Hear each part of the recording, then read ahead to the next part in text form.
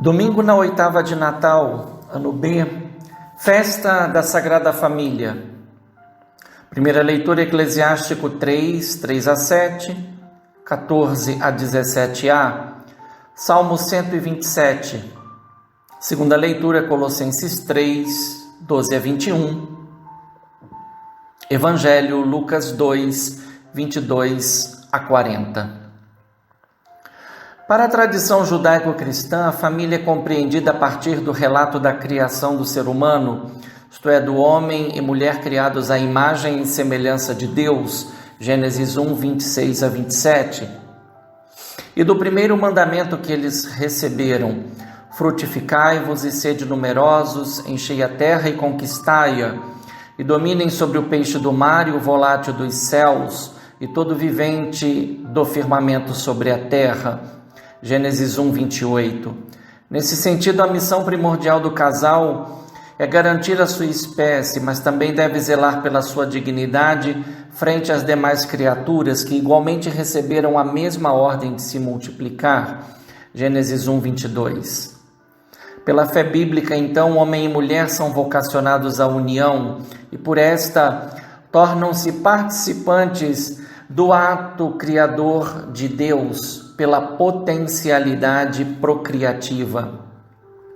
Ao se unirem, revelam que a força da eleição é maior que a força do instinto para o acasalamento. Dado singular é o fato do primitivo casal não conceber um filho antes da sua desobediência a Deus. Isto, segundo o autor, parece proposital em função da promessa feita por Deus em Gênesis 3:15. Por um lado, a bênção da união, apesar da desobediência, não foi revogada por Deus. Por outro lado, à descendência do primitivo casal foi atribuída uma missão: esmagar a cabeça do ser hostil a Deus e ao ser humano. Tem início uma história de libertação que, segundo a tradição cristã, culminará no mistério pascal de Jesus. Contudo, esta ação salvífica, por amor e vontade do Criador, aconteceu no âmbito da família, querida por Deus como instrumento de renovação da vida humana sobre a face da terra. Assim, segundo a revelação bíblica, Deus não apenas quis a família, mas a engrandeceu ao enviar o seu Filho ao mundo através de uma mulher, Maria, e que fosse assumido como filho por um homem justo chamado José. Deus, por certo, podia ter escolhido outra forma para revelar o seu amor salvífico, mas escolheu a via da família. Quando se olha para as prerrogativas de Maria e José em função, razão e antecipação dos méritos do Verbo encarnado, se compreende por que essa família é sagrada. Maria é a Imaculada Conceição e José é o homem justo. Foi nessa família que o Verbo nasceu, mas foi para a família humana que viveu, morreu e ressuscitou. Se Jesus é o Imaculado por natureza, que nasceu da Imaculada, criada isenta do pecado, é igualmente o justo por excelência, que concedeu ao justo José a sua santidade. Na presente festa, nota-se que as ações da Sagrada Família estão em conformidade com a fé e o zelo pela lei do Senhor. Maria e José vão fazer o que está prescrito na lei, contudo pode-se acrescentar uma fala de Jesus que justifica ainda mais tais atitudes. Não penseis que vim para anular a lei e os profetas, não vim para anular, mas para dar pleno cumprimento. Mateus 5:17. Evoco este texto de Mateus ao lado do texto lucano, porque o velho sacerdote Simeão e a velha profetisa Ana representam o Antigo Testamento e simbolizam respectivamente a lei e os profetas. Aludo inicialmente a um pormenor literário. É possível ler os versículos 22-24 e 39 em sequência, e se percebe que a lógica interna não é perturbada. Nesse sentido, esses versículos evidenciam a piedade religiosa concreta de Maria e José no tocante ao que está prescrito na Torá. Há um fato particular nesses versículos. A lei foi evocada 4 vezes. Uma quinta aparece ainda no versículo 27. Na primeira vez se diz, conforme a lei de Moisés, versículo 22, e se refere à lei sobre a purificação da mulher após o parto, como se encontra em Levítico 12, 1 a 8. Ao dar à luz a um menino, a mulher ficava impura por 7 dias. No 8º dia acontecia a circuncisão. E por mais 33 dias a mulher devia se purificar do seu sangue, até que, no 40º dia, passasse por um banho ritual de purificação em uma mikveh, uma espécie de piscina com escada de entrada e às vezes também de saída, na qual a mulher se banhava. Desta derivou o batistério por imersão. E após esse ritual, ocorria a apresentação da criança com o respectivo sacrifício prescrito para o resgate. Se a mulher, porém, desse à luz a uma menina, o tempo prescrito era dobrado, 14 dias para a purificação após o parto e 66 dias até o ritual da purificação em uma mikveh. Um olhar sectário e redutivo poderia induzir ao erro de se pensar que se tratasse prevalentemente de uma atitude machista, quando na verdade era terapêutica, pois a vida da mulher é fundamental na concepção judaica em função da continuidade da raça, Êxodo 1, 22. Assim, a mãe que deu à luz e a filha que nasceu são valorizadas em função da maternidade, a fim de que a mãe continue fecunda e a filha se torne ainda mais fecunda. Nas demais, a indicação é diferente, conforme a lei do Senhor, versículos 23, 24 e 39. No tocante à segunda, versículo 23, evoca-se Êxodo 13, 2, e diz respeito ao sacrifício pelo resgate do varão primogênito. A terceira refere-se a Levítico 12, 8, sobre a oferta a ser feita pelos pobres, um par de rolinhas ou de pombinhos. Talvez por isso Jesus, segundo a tradição joanina, tenha agido diferente com a banca desses animais quando expulsou os vendilhões do templo, João 2,16. No tocante à terceira, versículo 39, sintetizam-se as atitudes de José e Maria no que diz respeito às obrigações previstas na lei. De volta ao texto lucano, lança-se o olhar para os dois anciãos que entram em cena, Simeão e Ana. Do primeiro é dito que era justo e piedoso, que vivia de uma esperança, a consolação do povo de Israel. Essas qualidades de Simeão o aproximam muito mais a um fariseu do que a um sacerdote.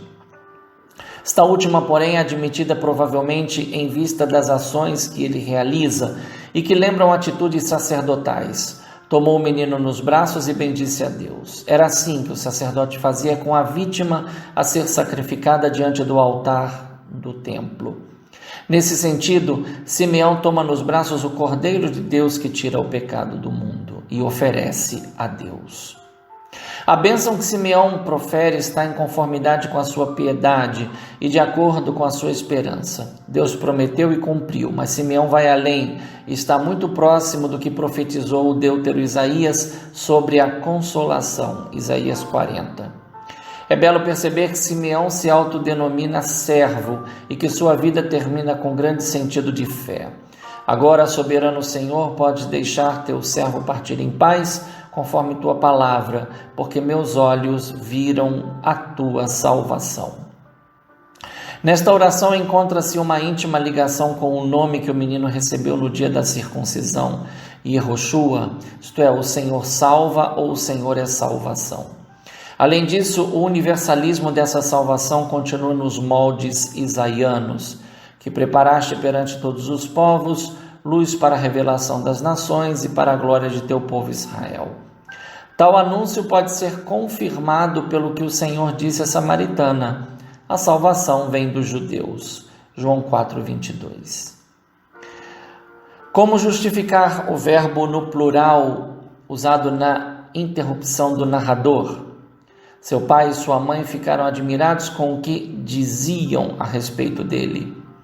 Por detrás do diziam não está somente a voz de Simeão, mas principalmente as vozes dos profetas, que se encontram no conteúdo da bênção proferida.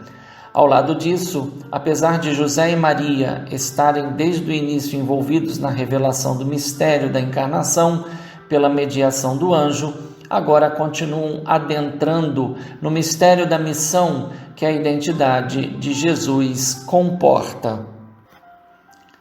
Esta revelação é profunda e, como tal, necessita da bênção dada a José e Maria, pois são partes integrantes do mistério da salvação que reside em Jesus. É nesse momento que Simeão profere uma profecia para preparar, em particular, Maria. As palavras de Simeão estão numa ordem de causa e efeito. 4 coisas sobre Jesus são ditas a Maria. Primeiro, este é colocado para a queda e a elevação de muitos em Israel. A principal queda provocada por Jesus foi a derrota de Satanás e de todos os seus adeptos e seguidores, presos ao poder, sucesso e à vida fácil, como no relato das tentações. Para a compreensão, bastaria evocar o que disse Maria: derruba os poderosos de seus tronos e eleva os humildes. Houve também a queda dos que, pela incredulidade, julgarão e condenarão Jesus à morte. Em contrapartida, deu-se o reerguimento pela fé manifestada no discipulado, mas em particular no mistério da sua ressurreição. Segundo, e para ser um sinal de confrontação, muitos exemplos poderiam ser evocados. O episódio da sinagoga de Nazaré, onde seus concidadãos se escandalizaram dele. A rejeição dos samaritanos, porque Jesus e seus discípulos se dirigiam para Jerusalém. Ainda fariseus, escribas, mestres, doutores da lei, sacerdotes e o próprio Judas Iscariotes tropeçaram nas palavras e ações de Jesus. A contradição acontece quando as expectativas humanas são frustradas pela revelação da vontade de Deus. A cruz é uma grande contradição e os discípulos de Emaús expressaram seu descontentamento. Nós esperávamos que fosse ele a libertar Israel. Terceiro, a fim de que sejam revelados os pensamentos de muitos corações. Nenhuma dificuldade em ligar pensamentos com o coração. Para o semita, de fato, o coração era a sede dos pensamentos, não a razão. E as vísceras eram a sede das emoções e dos sentimentos. Esta primeira parte do versículo 35 condensa os efeitos do ministério público de Jesus e confirma-se Isaías 55:8. Pois os meus pensamentos não são os vossos pensamentos, e vossos caminhos não são os meus caminhos. Quarto, quanto a ti uma espada transpassará tua alma. Após 3 palavras diretas sobre Jesus, a última parece ser para Maria, mas ainda é sobre Jesus. Se por um lado a espada era símbolo de morte, por outro lado ela também foi usada como símbolo da palavra de Deus, que penetra profundamente. No caso de Maria, vai no seu mais íntimo. Maria, a nova Eva, transpassada não pela enganadora palavra da serpente, mas pela palavra que é a verdade e que se fez carne em seu ventre. Essa imagem, além da que comumente está associada à imagem de Nossa Senhora das Dores, evoca a profundidade da revelação e da relação existente entre o Filho Salvador e a Mãe do Salvador. Um só corpo com Jesus e uma só alma com Ele, nele e por Ele. Antes do desfecho, entra em cena a velha Ana, identificada por nome, que significa graciosa ou agraciada, e identificada ainda pelo nome do pai, Fanuel ou Penuel, que significa face de Deus ou rosto de Deus, bem como por sua tribo, Asher, que foi o 8º filho de Jacó com a escrava de Lia, Zelfa, Gênesis 30:13. A vida de Ana é descrita com alguns detalhes. Era de idade avançada, tinha 84 anos, que divididos pelos 7 anos em que fora casada se chega ao número 12. Nota-se que nisso consiste a graça de Ana, seu tempo de vida de casada e de viuvez a serviço do Senhor. Não se afastava do templo e servia a Deus dia e noite com jejuns e orações. Sem dar a palavra a Ana, como foi dada a Simeão, o narrador transmite o recado dela e de suas ações, pois chegou no momento justo para experimentar o kairós de Deus na sua vida. Aproximando-se naquele momento, dava graças a Deus e falava do menino a todos os que esperavam a redenção de Jerusalém. Eu pessoalmente percebo uma ligação com os gestos de Josias ao receber do sacerdote Eucias o livro da lei através do secretário Safã. Este livro, segundo a narrativa, foi descoberto durante as obras de reformas do templo e foi certificado como palavra de Deus pela profetisa Hulda. Graças ao narrador, ao aludir às palavras de Ana, que se vem ao conhecimento de que outras pessoas ouviram o que foi dito sobre Jesus. Na verdade, no templo, junto com Simeão e Ana, estavam todos os que esperavam a redenção de Jerusalém. Possível de não se ver nesses dois anciãos o que geralmente se passa em nossas famílias e na igreja, sustentadas pela fé e pela motivação dos mais idosos, que não perdem a esperança de ver dias melhores. Tanto a fala de Simeão como a de Ana compõem uma unidade de sentido com a piedade de José e Maria, pois no versículo 27 há um dado temporal e um circunstancial que confirmam o vínculo. Quando os pais estavam entrando com o menino Jesus para fazer conforme o estabelecido pela lei a respeito dele. Subjaz ao elemento obras da lei o vínculo com as obras da fé, pois José e Maria, Simeão e Ana e os que esperavam a redenção de Jerusalém estão cumprindo a prática da lei porque colocam a fé em prática. Então não há dicotomia, pois as obras da lei são praticadas pela fé operosa de quem as vive como um dom de Deus em função da salvação operada por quem nasceu de mulher na plenitude do tempo, sujeito não apenas à lei, mas sujeito da lei, porque é a justiça de Deus para todo o que crê. Romanos 10, 4. No final, duas informações são dadas. A primeira causa um certo conflito com Mateus 2, 19 a 23, pois a Sagrada Família só teria voltado para Nazaré após o retorno do Egito, e não após a apresentação de Jesus no templo no 40º dia de seu nascimento. Segundo Lucas, a notícia da volta para Nazaré da Galileia tem a ver com o regresso de Jesus ao templo entre 12 e 13 anos, para cumprir mais uma vez o que a lei determinava, o conhecido Bar Mitzvah, Lucas 2, 41 a 50. Já a última notícia quer preencher o tempo entre os 40 dias de nascido e a idade em que, como dito, se realizava o Bar Mitzvah. 4 informações são ainda oferecidas e são importantes para a cristologia que será desenvolvida ao longo do Evangelho. Primeiro, o menino crescia. Para além do dado humano, visto que era grande a taxa de mortalidade infantil, essa primeira informação revela que o Verbo Divino aceitou se submeter ao processo e aos condicionamentos que envolvem o ser humano após o seu nascimento. O ato de crescer de Jesus está intimamente ligado ao ato de amamentar de Maria e aos cuidados necessários que toda criança deve receber de seus pais. Em Jesus, porém, crescia também a comunicação entre a pessoa divina, com sua natureza divina, e a natureza humana assumida na encarnação. Segundo, e se fortalecia. Não basta crescer e se desenvolver, é preciso que junto a isso a criança seja forte para enfrentar todos os riscos que o crescimento comporta. Essa força, porém, não era apenas física, mas também moral.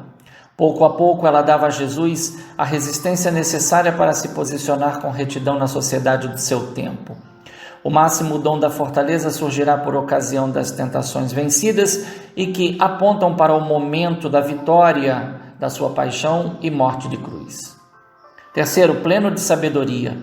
Além de ser a arte do bem viver, a sabedoria equivale aqui ao que se denomina cultura. A sabedoria era o ideal que os grandes mestres desejavam para os seus discípulos, pois o seu princípio é o temor do Senhor.